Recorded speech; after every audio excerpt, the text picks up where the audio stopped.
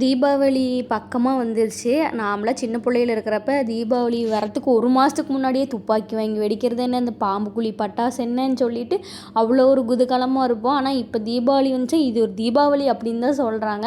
அப்புறம் நிறைய இன்ஸ்டா ரீலெல்லாம் பார்க்குறப்ப பார்த்தா ஆசையாக இருக்குது. தீபாவளி சீரீஸ் பலகாரம் 1, 2, 3, 4 அப்படின்னு சொல்லிட்டு வருது. ஆனால் நம்மளுக்கு வீட்டு வேலையே சரியாக இருக்குது, எங்கத்த போய் பலகாரத்தை செஞ்சு சாப்பிட்றதுன்னு சொல்லிட்டு. நீங்களாம் தீபாவளி பர்ச்சேஸ் பண்ணிட்டீங்களான்னு சொல்லுங்கள். நான்லாம் இன்னும் பண்ணலை, இனிமேல் தான் பண்ணணும். தம்பிக்கு பாப்பாவுக்கு மட்டும் ட்ரெஸ் எடுக்கலாம் அப்படிங்கிற ஒரு மைண்டில் இருக்கிறேன். வீட்டு வேலைலாம் கொஞ்சம் கொஞ்சமாக தான் செய்கிறேன். ஒரு நாளைக்கு இவ்வளோன்னு சொல்லிட்டு பிரித்து வச்சுக்குவேன். வேலைலாம் செஞ்சு முடிச்சுட்டு இந்த பழைய சோத்தில் தயிர் ஊற்றி சாப்பிட்றதே ஒரு சுகம்தான். நாங்கள் 3 பேருமே இதுக்கு அடிக்ட்டுன்னு சொல்லுவோம். பாப்பா, தம்பி, நான் 3 பேரும் பழைய சோறு வந்து சூப்பராக சாப்பிடுவோம். ஏன்க்கா ரெகுலராக வீடியோ போட மாட்டேங்கிறீங்கன்னு நிறைய பேர் கேட்டிருந்தீங்க. எங்கிட்ட வர பேலன்ஸ் மூஞ்சி போச்சுங்க. நான் போடுறதே 350 ரூபாய்க்கு 5G இந்த அன்லிமிட்டெட். ஆனால் இப்போல்லாம் 4G தான் கிடைக்கிது உங்களுக்கு.